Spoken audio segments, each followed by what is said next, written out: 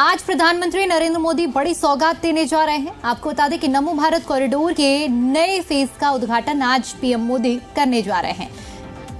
नए कॉरिडोर का शुभारंभ पीएम मोदी करेंगे। इसके अलावा आपको बता दें कि 13 किलोमीटर लंबे कॉरिडोर का आज शुभारंभ होने जा रहा है। रैपिड रेल से कनेक्टिविटी को एक बहुत बड़ा आयाम मिलने वाला है और इसके साथ ही आपको बता दें कि इससे दिल्ली और मेरठ की कनेक्टिविटी एक सुचारू हो जाएगी और महज 40 मिनट के अंदर दिल्ली से मेरठ लोग पहुंच पाएंगे। तो पीएम मोदी रैपिड मेट्रो में आज सफर भी करेंगे। इसके अलावा आपको बता दें कि दिल्ली से मेरठ को ये रैपिड मेट्रो जोड़ेगी। सुबह 11 बजे पीएम मोदी हरी झंडी दिखाकर इसे रवाना करेंगे। तो ये बड़ी अपडेट हम आपको दे रहे हैं। रैपिड रेल यानी कि RRTS का जो प्रोजेक्ट है, इस प्रोजेक्ट में जो चौथा फेज है आज वो भी समर्पित कर दिया जाएगा जनता को और इसके बाद दिल्ली से मेरठ तक का सफर महज 40 मिनट का रह जाएगा।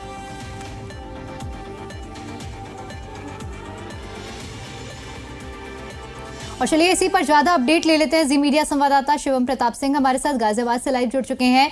शिवम, आज दिल्ली वासियों के लिए एक बड़ी सौगात के तौर पर देखा जा सकता है। न सिर्फ दिल्ली वासी बल्कि दिल्ली से जुड़ने वाले, चाहे गाजियाबाद की बात करें, मेरठ के लिहाज से भी महज 40 मिनट के अंदर ये सफर पूरा होगा।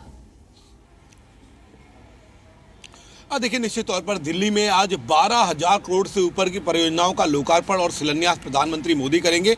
लेकिन बड़ी बात यह है कि दिल्ली और मेरठ वासियों के लिए ये विशेष तौर पर खुशखबरी है। नए साल में उनके लिए एक, आप ये कहिए, नया तोहफा प्रधानमंत्री की तरफ से है कि अब आप दिल्ली के न्यू अशोक नगर से मेरठ साउथ तक महज 40 मिनट में पहुंचेंगे और उसी परियोजना का आज प्रधानमंत्री शिलान्यास करने वाले हैं, उद्घाटन करने वाले हैं। महज 40 मिनट में आप दिल्ली से मेरठ पहुंचेंगे। उसके साथ किराया भी बहुत ही इकोनॉमिक रखा गया है ताकि लोगों को परेशानी ना हो। बड़ी बात यह है कि ये पूरा जो ट्रैक है अब 55 किलोमीटर का हो जाएगा। अब तक 42 किलोमीटर था। साहिबाबाद मेरठ से RRTS ऑलरेडी रन कर रही थी, चल रही थी। आज से साहिबाबाद से न्यू अशोक नगर तक ये जो 13 किलोमीटर का पैच है उसका उद्घाटन प्रधानमंत्री मोदी करेंगे और उसी के लेकर तमाम तैयारियां की गई। मेरे पीछे आप देखें तो इस साहिबाबाद मेट्रो स्टेशन के आसपास का जो परिसर है वो दुल्हन की तरीके से सजाया गया है। विशेष तौर पर आप ये कह सकते हैं कि अब नमो भारत आज से जो ट्रेन है वो दिल्ली पहुंचेगी। आज शाम 5 बजे से दिल्ली में रहने वाले लोगों के लिए मेरठ तक का सफ़र आसान हो जाएगा और हर 15 मिनट पर ये जो RRTS है वो चलेगी। कुल 11 स्टेशन होंगे। 55 किलोमीटर तक का परिचालन बढ़ जाएगा। अगर किराए की बात करें तो जो स्टैंडर्ड कोच है उसका किराया 150 रुपये होगा दिल्ली के न्यू अशोक नगर से मेरठ तक के लिए, जबकि प्रीमियम कोच होगी उसका किराया 225 रुपये यानी 225 रुपये होगा। RRTS में विशेष सुविधाओं का ध्यान रखा गया है, जैसे कि हर एक कोच में एक अटेंडेंट होगा, हर एक कोच में इमरजेंसी बटन होगी। ऐसी तमाम सुविधाओं का ध्यान रखा गया। हर 15 मिनट पर ये RRTS चलेगी। खास बात यह है कि मेरठ से जो लोग दिल्ली में नौकरी करते हैं उनके लिए न सिर्फ समय बचेगा बल्कि ट्रैफिक का जो परेशानी होती थी वो पूरी तरीके से खत्म हो जाएगी। बड़ी बात यह है कि अभी इस फेज का जो चौथा प्रोजेक्ट था उसका उद्घाटन हुआ है। अभी भी दिल्ली के न्यू अशोक नगर से सराय काले खां की बात करें या उसके आगे का प्रोजेक्ट चल रहा है और जब ये पूरा प्रोजेक्ट कंप्लीट हो जाएगा तो लगभग 1 लाख वाहन सड़कों से हट जाएंगे। ऐसे में कितनी बड़ी राहत ये दिल्ली वासियों के लिए, मेरठ के लोगों के लिए होगी। और आज 11 बजे प्रधानमंत्री स्वयं इस RRTS में बैठकर साहिबाबाद से न्यू अशोक नगर तक जाएंगे, जायजा लेंगे और इस परियोजना का उद्घाटन करेंगे। बिल्कुल शिवम, क्योंकि देखिए जिस तरह से इस पूरी कनेक्टिविटी को देखा जाए, पहले हमने देखा कि दिल्ली मेरठ एक्सप्रेसवे बना, महज 40 मिनट के अंदर सफ़र इस एक्सप्रेसवे के जरिए पूरा हुआ। लेकिन अब किस तरह से ये जो ट्रैफिक का दबाव है इसे कम करने के लिए सौगात दी गई है। ऐसे में आज पीएम जब शुभारंभ करेंगे, जनता के लिए कब से ये सफ़र चालू हो जाएगा, यानी जनता कब से सफ़र कर पाएगी इस ट्रेन में? देखिए, PM 11:15 पर स्वयं इसका उद्घाटन करेंगे और साहिबाबाद स्टेशन से न्यू अशोक नगर तक जाएंगे और उसके बाद आज शाम 5 बजे से आम यात्रियों के लिए ये पूरा रूट खोल दिया जाएगा, जिसके बाद हर 15 मिनट पर ये RRTS एक ट्रेन होगी।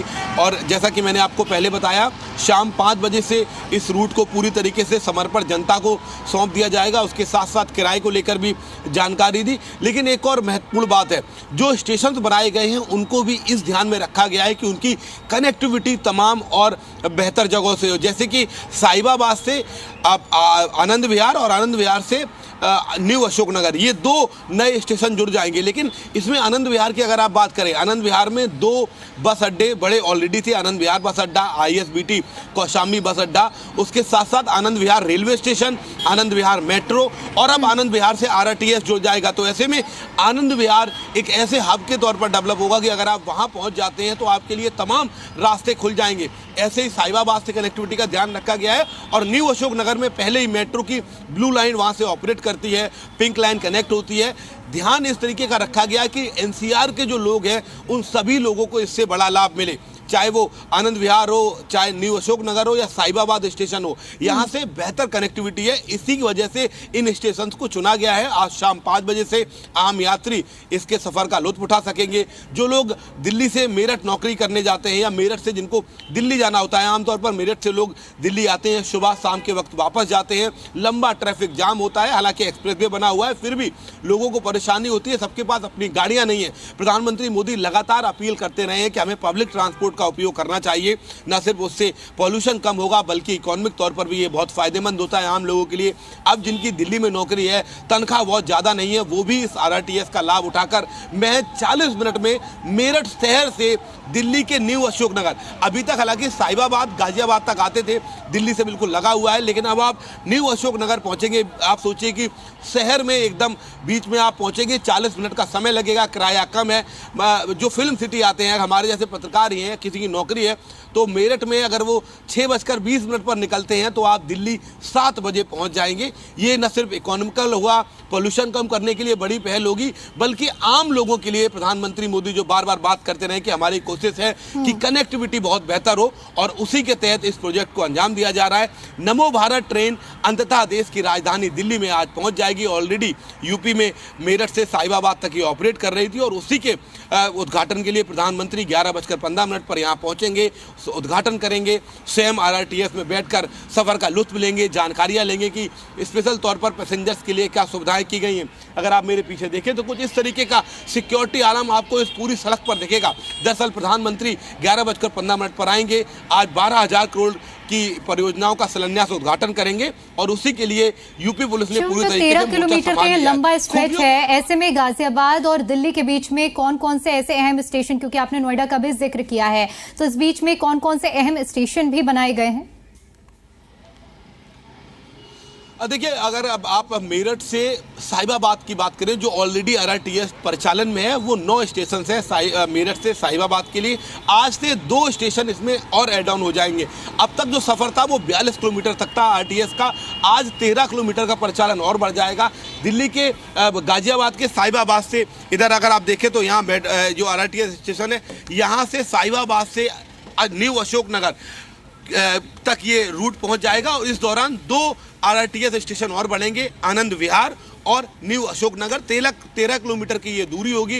अगर आप न्यू अशोकनगर से साहिबाबाद तक आते हैं तो ये 40 रुपए किराया होगा, समय बचेगा। न्यू अशोकनगर से यूँ तो साहिबाबाद की दूरी जो इस ट्रैक पर 13 किलोमीटर है, अगर आप आमतौर पर गाड़ी से आते हैं या किसी और साधन से आते हैं तो लगभग 20 से 22 किलोमीटर का पूरा जो इलाका है ये घूमकर आपको आना पड़ेगा। और शहर में हर जगह ट्रैफिक के चलते क्या हालात होते हैं, सुबह और शाम के वक्त अधिकतर लोग दफ्तरों के लिए, अपने कामकाज के लिए निकलते हैं, जिससे ट्रैफिक भीषण जाम हो जाता है और लोगों को परेशानियां बढ़ती हैं। एक तरफ तो आप अपने वाहन से चलते हैं, इससे ट्रैफिक बढ़ता है, पॉल्यूशन बढ़ता है और इकोनॉमिक तौर पर भी देखें तो बहुत महंगा पड़ता है। इन्हीं सब चीज़ों को देखते हुए नमो भारत कॉरिडोर का एक आप ये कहिए दिमाग में आइडिया या इस पूरे संरचना के पीछे जो थिंक टैंक था, उनका मानना यही था कि हमें कैसे भी कर दिल्ली NCR में पब्लिक ट्रांसपोर्ट पर जो दबाव है उसको कम करना होगा। यानी कि इसे एक बेहतर कनेक्टिविटी के तौर पर देखा जा सकता है और एक बड़ी सौगात तो है ही। ठीक है, बहुत बहुत शुक्रिया आपका हमारे साथ जुड़ने के लिए और तमाम जानकारी के लिए।